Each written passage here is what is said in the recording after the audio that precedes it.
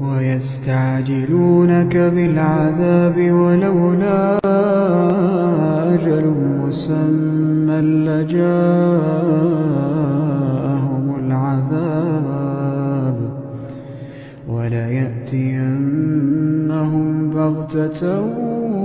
وهم لا يشعرون يستعجلونك بالعذاب وإن جهنم لمحيطة بالكافرين يوم يغشاهم العذاب من فوقهم ومن تحت أرجلهم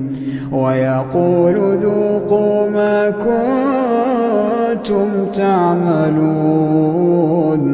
يا عبادي الذين آمنوا